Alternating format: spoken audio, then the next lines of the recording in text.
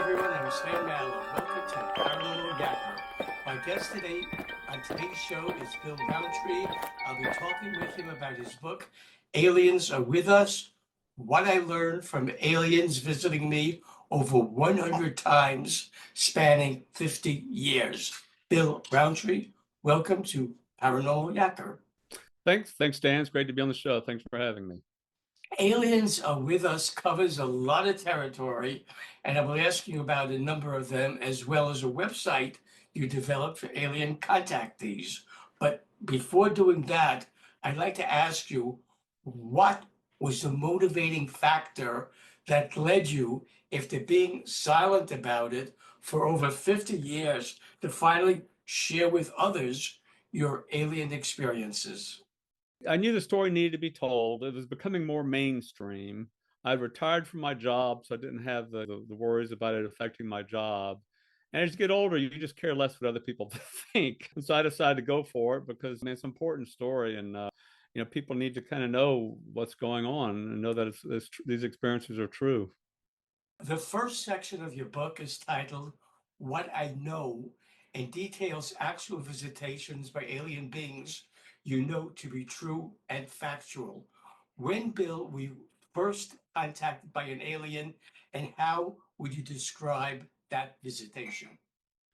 The first few times were kind of, I wasn't sure what was there. So what happened when I was like 7 years old, we moved out of this house that we had, and my brother and I shared a room. So we moved into a larger house. When I was seven, I had my own bedroom by myself for the first time. And so I thought I saw something in the room. I was scared. I ran down to my brother's room and kind of told him what was going on. And he and my father were both okay with me sharing his room. He's like 3 years, 3.5 years older. So I shared his room for about a year. And then he was kind of over that. He wanted his own room back. And so I went back into my room. Then I started seeing something. I tried to talk to my dad about it. And he'd come in and, say, well, show me what you saw to it. And I'd point at something. He said, no, no, that's just a tree blowing, that sort of thing. And kind of blew it off. And I said, well, maybe he's right. And so I kind of just did my best to ignore it, although I felt something was there. And so I'd kind of sleep with a sheet like over my head. So only my eyes and nose and mouth were sticking out because, I was scared. And so one hot night I woke up and no sheet on. And I saw something in the room. I was sure something was there. So I jumped up and ran towards it. And as I did, it kind of just slowly faded away. And I flipped off the light because it was between the light switch and my bed. And so I talked to my mother about it, and she said, okay, how about we get you a nightlight? So I got a nightlight and put it in the right spot so I could see something. A few months later, my room was pretty well lit up by that nightlight. A few months later, I saw this device watching me. It looked like a big camera, except there's only like a retractable arm watching me. And it was like a camera with a dark circle in the middle of it. And I opened my eyes and I saw it clear as day. And it was only like 5 feet away, but it's hovering off the ground about 5 feet. And I was only 8 years old, but I knew this was not something from Earth. This was not something that I should expect to see. And so I just kind of laid there frozen for like 20 minutes, scared to move, like maybe they couldn't see me or whatever. And so I eventually got tired of laying there. I jumped up again and just ran towards it, reaching. As I did, it just slowly faded away and lifted up. And I flipped on the light switch and spent the whole night sitting up awake. I was so scared. I actually drew a picture of it and hid it in a book so my brother or sister couldn't find it. I tried to talk to my family a little bit about more, just kind of broaching the subject, and they were teasing me. And Billy saw us, eagle pointing or whatever, type thing. And so I quickly decided, okay, I'm not going to be able to tell them anything because they want me to show it to them. That went on for years. When I was like about 11 years old, I was getting more and more used to it, but I was still scared. I would still get up and kind of chase it away. When I was about 11 years old, I woke up and I saw it again. And this time it spoke to me. And that's when it spoke to me the first time, saying, you humans have come a long way since we left you on the beach thousands of years ago. And then it just kind of faded away. And that was like, of course, wow, shiver down my spine now saying it just because it's so surreal and everything. So I felt like they were talking to me telepathically. I didn't feel like loud enough for my brother and sister to hear it. And so those visitations continued on for several years. 2 or 3 times a year they would come, usually just sitting watching me. I guess they were observing me and wondering why me, why are they visiting me? What's going on with this? And I tried to talk to a friend in my high school when I was about 14 years old about it.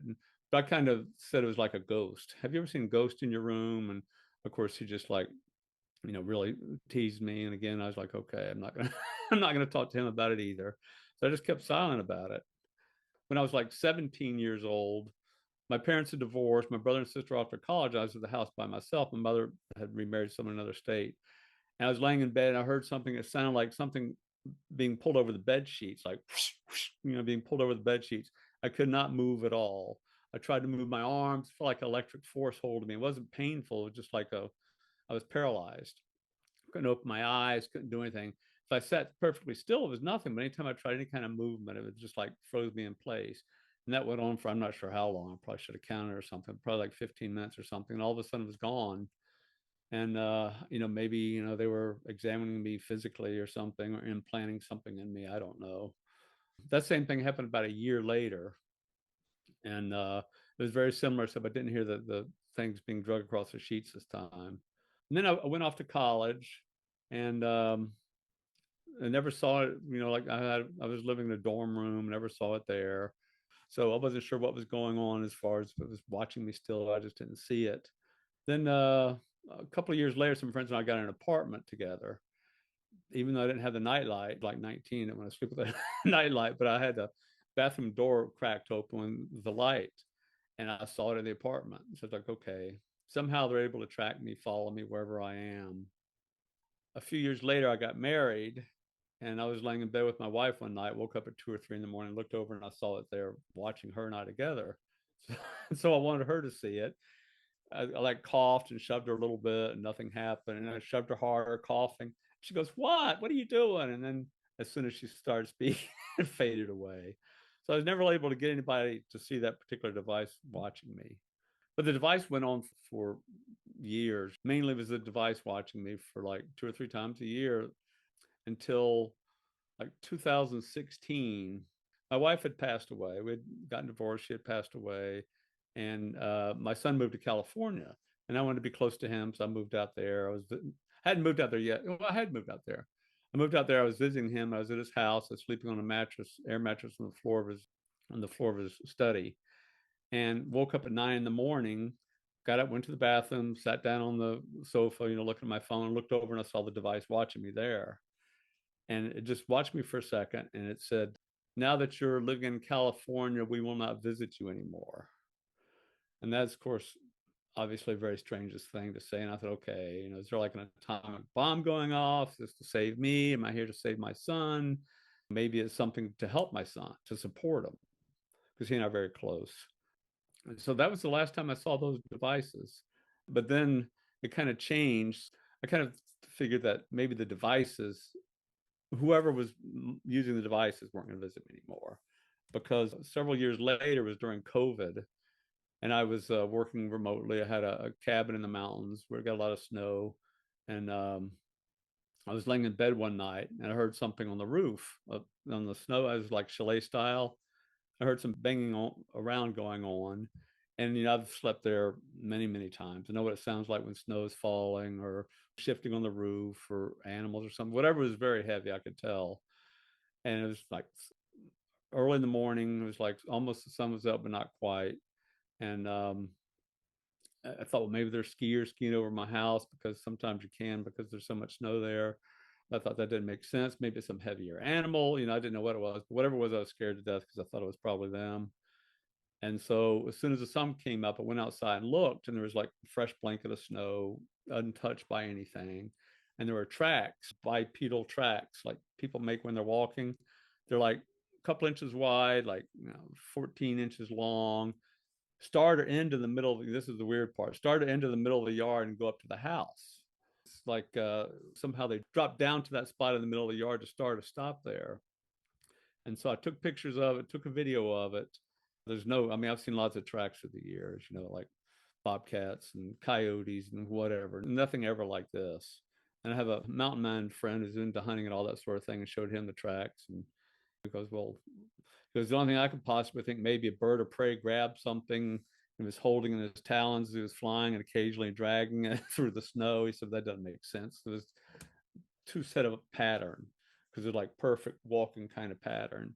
And he didn't know anything about my experiences. He goes, or maybe it was an alien, and kind of laughed it off. So that was another visit from someone else. I'm 99% sure. It's just that alone is not evidence, obviously, but based on everything else happened in my life, that leads me to believe it was another a visit. Did the aliens who contacted you over such a long period of time ever tell you why they chose you to be their human contactee here on planet Earth? No, they didn't. I always wondered that, but the only two times they spoke to me were those two times. The rest of the time, I may have had some feelings that someone else was speaking to me as when you're like half awake, half asleep in the morning or late at night, kind of thing. I would hear some things I'm thinking, well, that's a weird thing. That's not something I would think of, and that's not something I would say. But never the telepathic type speaking, except those two occasions. Can you, Bill, relate a few of the alien contacts you've experienced over the years, and what aspects of them stands out in your mind? Well, another one that I wrote about in my book, and this I did an update to my book. I first published it in like December of 23, and like March of 24, I did an update to it. There was this girl I was dating, and she used to tell me that she was visited by angels. She's very religious, and I didn't tell her about my experiences at all. And she said she never told any of her friends about her experiences either, because same thing, fear of being ridiculed.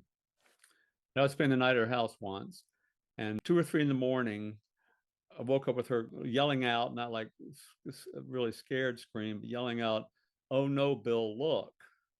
And so I sat up and I saw what I thought was her back. I thought she was sitting up in bed. So I reached for it to comfort her, to rub her back, and my hand went straight through it and went down to her abdomen. So she was laying down. And as soon as I did that, this apparition, it's the first time I've ever seen an apparition, which, anyway, this apparition, and she was awake during it all too. This apparition just kind of did the same thing, kind of backed up and kind of faded away. It was like hunched over her down to her body. And the way she said, "Oh no, Bill, look," it wasn't like she was scared. It was just like she wanted me to see it because she feels like she's been visiting by angels. Because, like I said, she's very religious, and I never didn't want to get into it with her. But anyway, so I didn't originally publish it in the book because the first time I published a book, because she didn't want me to, she didn't want people to be able to identify her. So in the book, I'm vague. It happened within the last 20 years, so no one will know what girlfriend it was, that type thing. I mean, that's something that was shared with someone else, so it's nice to have that extra pair of eyes on it. The second section of your book is titled What I Believe, because they are experiences you've had that are not cold hard facts like the visits you received, but instead are more open to interpretation. Could you, Bill, tell me about one or two of them? Sure. Well, there was another one during the COVID years after the tracks in the snow. I was asleep at night and woke up kind of awake, kind of not. But anyway, I felt like I was twisting around going up, and I could see Earth, and this has never happened to me before. I could see Earth fading away beneath me as I twisted up. And then the next thing I know, all of a sudden, come quickly back down to Earth, slammed back in the bed, laying down, and I immediately sat up and I was dizzy. I had to steady myself. And that, of course, really freaked me out and made me think, okay, that must have been an abduction, because it wasn't long after they walked to my roof and walked in my yard. So I kind of felt, okay, that was an abduction. That was an interesting one. In your book, Bill, you write about alien experiences from other credible sources and share scientific information on the possible existence of other intelligent life in the universe. What is that scientific information? Well, part of it is just the number of stars, the number of solar systems, stars, the planets around it. There's 200 billion trillion is what the latest estimate is, which is 2 times 10 to the 23rd. That's a lot of zeros. And that's how many stars there are. And the latest estimate is like 20% of these have a habitable planet, or have at some point had a habitable planet around it. So that would be 40 billion trillion. So just the odds of not having life on other planets, to me, is pretty incredible. So that's part of it. The other part, I took the Project Blue Book. The U.S. Air Force did it. And of course, one of the main things was to try to discredit these UFO sightings. But there was a bunch they couldn't discredit. So basically, I took their information and let's extrapolate it to include how many people live in the world today, around the whole world, not just sightings in the U.S. I kind of extrapolated that to come out with even based on their sightings, trying their hardest to say they're not true, came up with like almost 5,000 they couldn't discredit a year. So, I mean, it's just a lot of numbers and so many people coming out with their stories, and more doctors and businessmen and lots of professionals coming out. It's just getting too hard to ignore. You also share information about near-death experience from the documentary film After Death and the International Association for Near-Death Studies. Can you, Bill, share some of that information with my viewers? It's just fascinating me because when I was growing up, I didn't want to be involved with aliens. I was never really into space movies. I was never into this at all. But after I decided to write my book, I started doing research, and that's when I came across this near-death experience, and just a lot of fascinating near-death experiences. And one of them that I was reading about was like this woman could see herself. She was in the operating table. They said she'd been dead, I can't remember, like 7 or 8 minutes, or maybe even longer, but she could see herself from above. And she talked to the doctors afterwards, after she was able to come out, and explained exactly what was going on as far as the operating table, what she saw, and they confirmed it. So, I mean, and then reading about it, they said this is a little bit scary, but I believe in heaven and hell. I don't believe in the traditional God that a lot of people believe in, but I still believe in the concept of, if you're a bad person, you will go to a bad place after you pass on. And part of this near-death experience is the same thing. They said a full 23% of the people that have had a near-death experience believe they passed into a place that was more like hell. Like, okay, 23% people, you got to start being good people, or you may go someplace that's not good. Several chapters in your book are devoted to what you believe everything you've learned means, including how it all relates to the afterlife, reincarnation, and our guardian angels. Could you, Bill, provide a brief synopsis of those chapters? I always had more scientific, I grew up going to church some, but I've always had more of a scientific mind. And I personally, find it hard to believe there's a creator that created everything. I think it's much more likely that, especially after they talked to me and said we left you on Earth thousands of years ago, but I believe that we were created somehow, like the aliens maybe merged some of their DNA with the dominant humanoid species here to create humans. And I know a lot of other people have had that theory, but again, like I said, I came up with a lot of this on my own because there was no internet back then and I didn't research it. But that's part of the basis of it. But I also believe that people like Jesus, Abraham, Mohammed, they existed, but they were inspired by the aliens, possibly were the aliens, and they helped spread religion around the world just so people would be good, moral people, would lead good lives, not running around like savages, killing each other, which they still do some. So I think the inspiration behind a lot of the religions comes from the aliens, and an attempt to, have a more habitable world and peaceful environment here. And another fact I came across, another estimate I came across, its estimate was like 70% of the American adults believe in angels. And so, and I'm one of them too, like miracles happening, people being, always hear these things about a car being picked off by somebody or someone appearing out of nowhere and saving lives. Again, I'm getting a chill down my spine talking about it. Again, I believe that those are like angels that are watching over us. I think probably everybody has angels watching over them. They're just not connected with them necessarily. So, I mean, I think those are all part of this consciousness. We're all lined up together and we're all involved with our past lives and people from our past lives. And there's people watching over us. And I think I mentioned earlier, my wife passed away. And in 2016, I got the message. They told me, now that you're living in California, we won't come visit you anymore. And I think part of it is her influence, because I saw her in another dream that was very surreal too once, years after she had passed, after I'd moved to California. So I kind of think being guided sometimes by people from our past, and we're connected with them still. While UFOs, UAPs have made themselves visible to many people around the world, upfront and personal contacts with individuals such as yourself are less common. From your interaction with aliens, do you, Bill, have an idea when they will be making themselves known on a personal level to the masses? No, I've read several places that, people think there's an agreement between the aliens and the government. They can do testing on us, they can abduct people occasionally, but they need to stay hidden and stay away because it would cause pandemonium if it came out. So I think it's kind of slowly being released. I think it's slowly becoming mainstreamed and happening more and more often.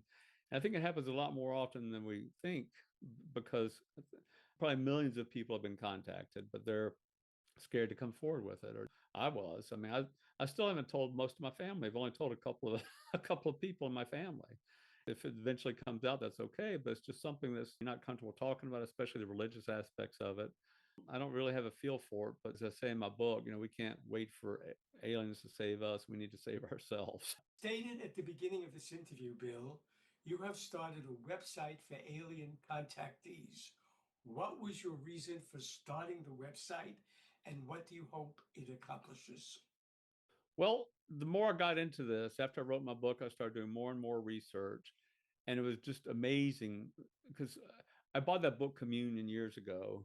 It's the only alien book I've ever bought. And I started reading. I said, I'm not reading this thing. It's going to make me scared to go to bed at night. So I've never read any other book about aliens. I never researched it until I started writing my book. And then I started reading other people's books or visiting other people's websites. And it just really astounding how many of us come to the same conclusions independently. And I was like, okay, too much of a coincidence. But a lot of these books are not getting the attention they should. I think part of it is just a stigmatism that alien contactees are strange, etc. So I just kind of want to get it more mainstream, break that stigmatism, and also connect us because on the website, which is International Association of Alien Contactees, IAOAC.com, I say there's probably hundreds of thousands, or probably more like tens of millions of people that have been contacted by aliens. They just haven't come forward or they're not sure what it is. So I'm just trying to hopefully kind of break through that and trying to get it more mainstream to get more people involved. And I'm going to start advertising it soon and posting some Facebook groups, that sort of thing, to try to get the word out that the website's there. But so I posted, people's links to their books, links to their videos, links to their YouTubes, that type thing. And also I reached out to them. I've gotten great response from people. It's hard getting the contact information, but I've gotten great response from people. They want to come to an in-person conference. Like I said in the emails I sent to them, I would love nothing better to sit down, shake your hand, look in the eye, and talk about our experiences, because there are not many of us that have come forward with it. And so a lot of people from around the world, Jerusalem and England and different places, want to say, let me know when the conference is, I'll be there. This is just for us. And also I'm going to have a video section of it too for people that want to dial in, obviously. So that's my end goal, is a conference, and also just kind of get the word out and find these millions of people that are out there and get more people talking about it. Maybe we can get this thing surfaced. Maybe the governments will finally admit it. Should viewers of Paranormal Yakker want to buy Aliens Are With Us, what I learned from aliens visiting me over 100 times spanning 50 years, how, Bill, can they do that? It's on Amazon. I also have my own website where I've got a blog too that I talk about some other things that I've come across, these submerged vehicles, those sort of things. But anyway, it's I've got aliensarewithus.com where I have links to buy the book. Bill Rountree, I thank you for being a guest on Paranormal Yakker. I very much enjoyed yakking with you and wish you much deserved success with your book and website. Thanks, Stan. It's been great being on your show. Appreciate it. Hi, everyone. This is Stan Mallow of Paranormal Yakker. I hope you enjoyed the interview you just watched. So that you don't miss any upcoming shows, be sure to subscribe to my free YouTube channel. To do that, just press the subscribe button on your screen.